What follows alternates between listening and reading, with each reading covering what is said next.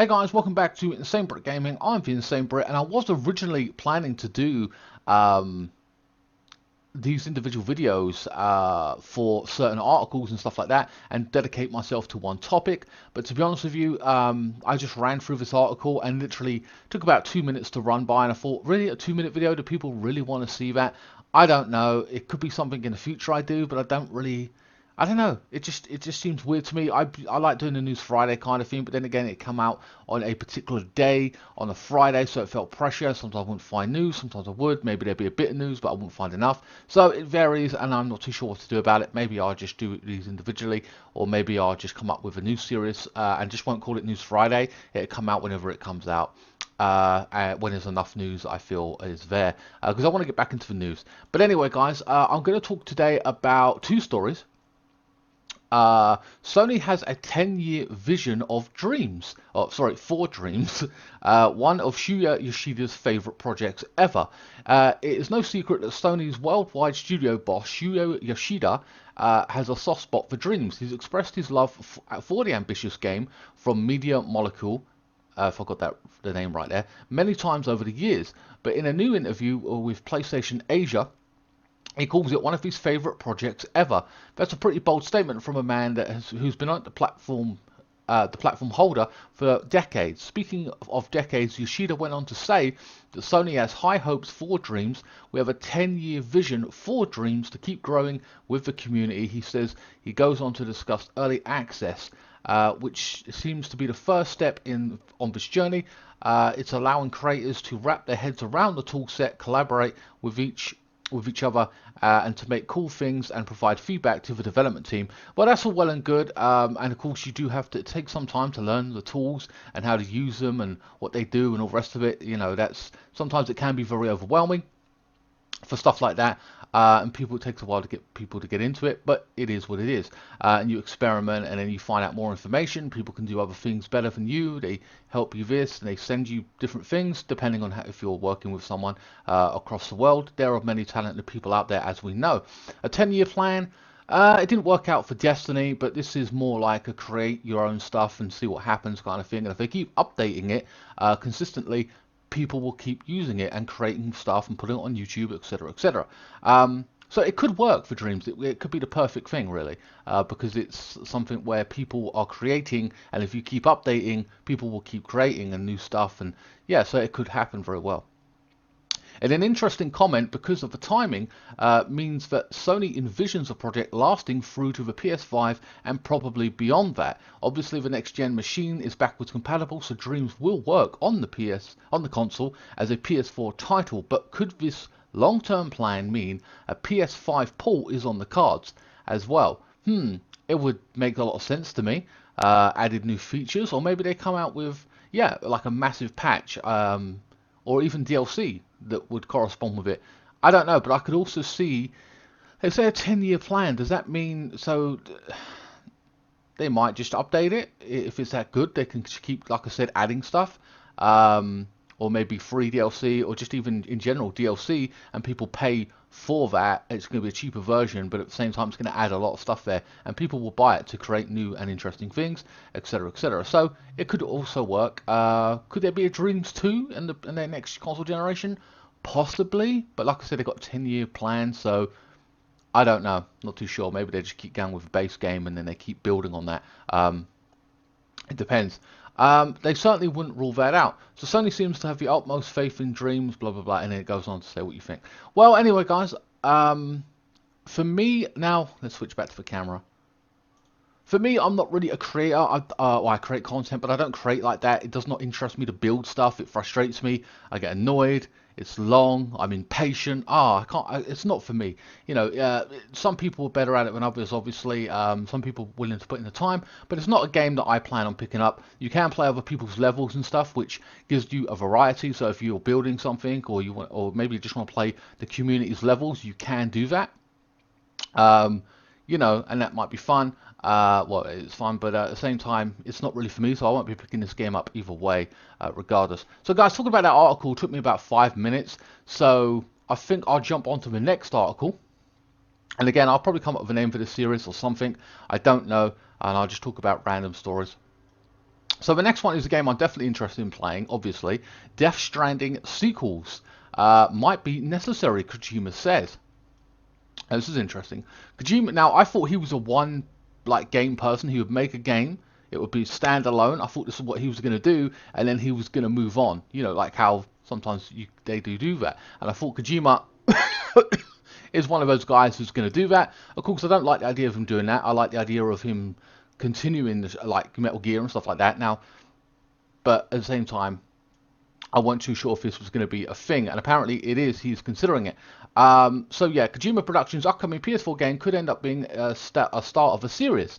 Death Stranding's release for PS4 is on November 8th, and it's in the lead up to its release. Hideo Kojima has been discussing its themes and his ambitions for it. Kojima previously said that for him, Death Stranding marks the creation of a new genre. Now that's interesting in itself, which is called Strand games. However, for the genre to be explored properly, more Death Stranding projects may be required. Now I know there's a ton of information already out there. I haven't gone in depth and looked at everything, and if I have, it's been over the past year or two, and I cannot remember everything. This game's coming out, it's coming out, the E3 goes and comes and goes, and I'm like, when's this game coming out? Now we've got a release date, but you know, so I'm a little bit overwhelmed with all the news and information that probably has been put out there, and I cannot remember everything of a piece of gameplay that I saw and everything. So forgive me if I'm missing a thing or two here. Speaking at GameSpot, Kojima indicated that Death Stranding alone may not be enough to give the Strand games the performance. No, wait, hold on, sorry. The permanence. Oh, yeah, he wants the genre to have. This he believes is because the concept and ideas are new territory for him as a creator and for those who play the game and experience them. Well, if you're creating something, that's going to be very interesting because it'd be the only one out there, and so it's your job to keep pushing it and see where it goes. That's a responsibility, and of course you don't want to let that die out, especially if it's something you try. You know, it'd be cool to really push on with that. You know, a unique idea. But anyway, what is put forth in Death Stranding could serve as a foundation for the genre, but Kojima also expressed a desire to refine them, which also ensures awareness of the genre remains. Now this is interesting. Like I said, he wants to ensure and refine them. If you look at some of the games like Detroit Become Human, where did they start out of? They started off with Fahrenheit on the PS2, one of their games, one of my favourite games ever. And it was brilliant for a PS2 game. Then they moved on to Heavy Rain, which was fantastic and like wow, incredible. Then it went on to Beyond Beyond Human Two Souls. Beyond Two Souls, sorry. Again, they refined what they did. A little bit boring compared to the last one, but whatever, they told a different story with the choice-based games and interactive. And then they've come out with Detroit Become Human now, their latest game. So they stick to a particular genre, and then they've just basically refined it over the years, making them the best in the business when it comes to choice-based games and stuff like that. And of course, you've got, you know, the likes of Walking Dead series and that, which do things differently, art style and everything, and tell a different story, but that's here or there. So yeah, he basically is going to have to do something like that and kind of refine them. Blah blah blah. Hold on. Blah blah blah. So okay. All right. I'm not really sure. He said when asked if Death Stranding would become a series, the most difficult part is when you create something new, you have to create a sequel and then a third version of it, or it will not remain as a genre.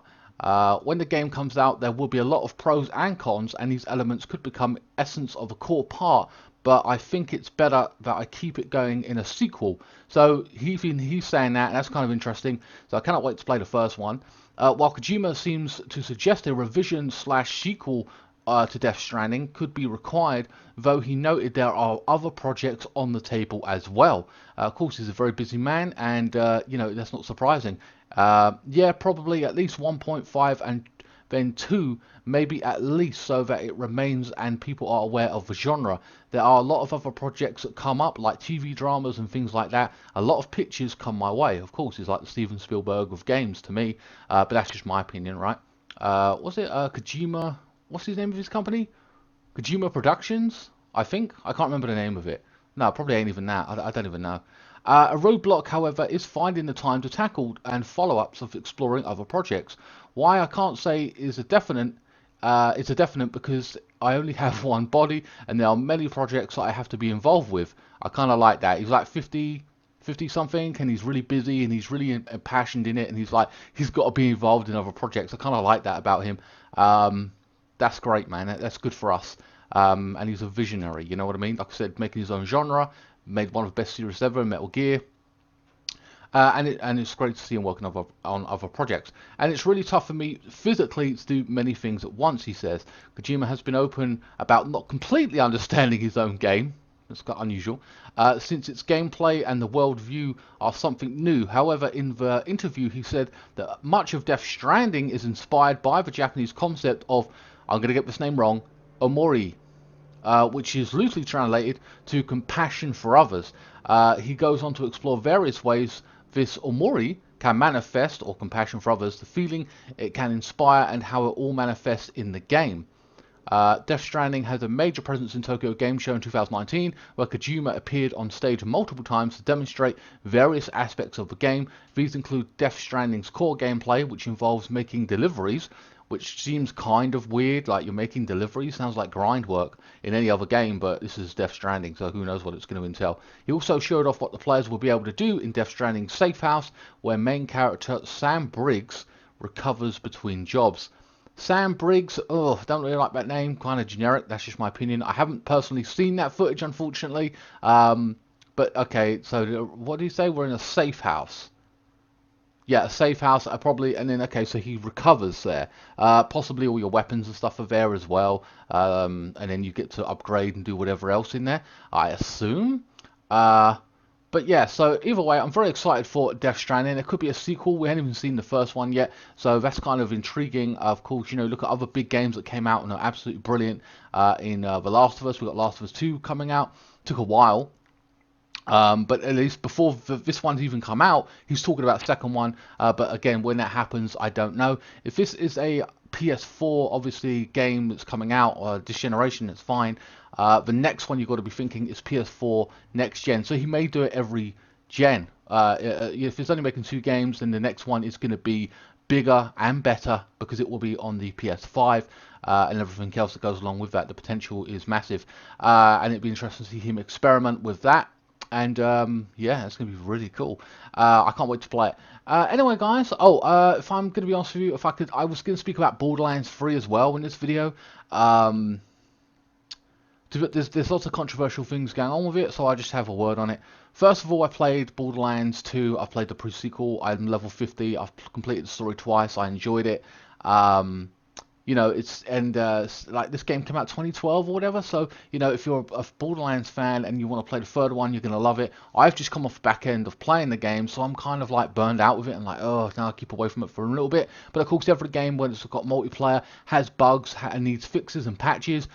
There's a whole lot of different things going on where save data is being lost on console with the PS4 cloud service. They've lost saved data, so you have to start all over again or whatever. It's buggy, it's got glitches, people complaining, or news articles are popping up about how they're taking the mickey out of the wolves and stuff like that, and how it's insulting to these people or those people, and it's like, fucking hell, this game has no end of controversial, does it? Or what, you know, and essentially, and there's people complaining about it's more Borderlands, and there's nothing there, and blah blah blah. And I've got to be honest with you, from what I've seen of it, I won't lie, I don't know why these people, or if you're a Borderlands fan and you look at the next Borderlands, or you look at the next COD, or you look at FIFA, I've got to be honest with you, there are some games where you don't know what you're going to get. If I pick up Call of Duty, oh, it's a shooter. Oh man, I'm so disappointed. Well, of course it's going to be a fucking shooter. FIFA's football. You can say we don't do much with it, say what you want. It is FIFA at the end of the day, and you know what you're getting. And Borderlands, they haven't done really nothing new. It looks semi-copy and pasted. There's new characters, there's new enemies, weapons, yeah, we get all that. But the maps, you know, it's the same art style. It is essentially just more Borderlands. So if you're disappointed and don't want to play Borderlands, then whatever. What I would recommend doing is waiting a couple of weeks so they get all the patches out and they update and all the rest of it, and then you're not dealing with so many bugs maybe. Especially you're going to end up paying full price. I think that's a game that'll stay for about 50 quid for quite a while, at least a good year. But whatever, at least wait till the patches are updated and stuff, because it is a popular game. I won't, if when I do buy it, I will not be recording it. I record every other game and stuff like that, so I'm not really interested in recording it. But yeah, there are a lot of bugs and issues going on with Borderlands. If you like Borderlands, you're a fan of it, I'd say pick it up. If you're interested in playing Borderlands, other than that, it's not really going to give you much new in terms of content. I've seen a bunch of people in gaming groups post up about, should I buy it on my, I've bought it, what do you think of it? And I'm like, why don't you go to YouTube, you know, and put in gameplay for Borderlands 3? If you, here's a tip for you, and you should know this already if you're fucking smart, come on, I've been saying this for ages. And that is essentially, if you want a game, it doesn't matter what game it is, whatever game you want right now, whether it's £10, £20, £30, coming out next week, doesn't matter, go online and type in the name of the game on YouTube and put fucking gameplay, and you will see gameplay, and then you'll go, oh man, I was about to drop 50 on that, it's a piece of shit, I would never play that, I'm not going to enjoy that, it's crap. And then you don't have to buy it. Or you might go, oh man, yeah, definitely, I'm going to love that game, it's fucking amazing. I'm already interested in Breakpoint. I've seen an advert with, I saw Lil Wayne in the advert, it's pretty good. It's about a 6-minute advert, but it looks fucking cool.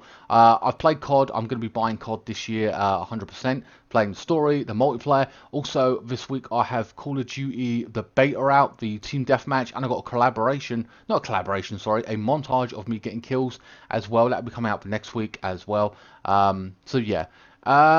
Technically, this should be a News Friday, but it ain't really, so meh, it is what it is. Anyway, guys, hope you enjoyed this video. Quick news stories. I've only covered 2 news stories, really, and I gave my thoughts on Borderlands and the situation with that.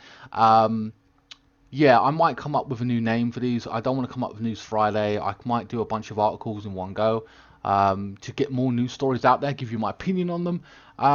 Anyway, guys, hope you enjoyed this video. Please like, share, comment, and subscribe. Follow me on Facebook, Instagram, and Twitter. Links will be in the description below. You can donate to me via PayPal, or you can buy some merchandise. It's up to you. And I will see you next time. Thank you so much for watching.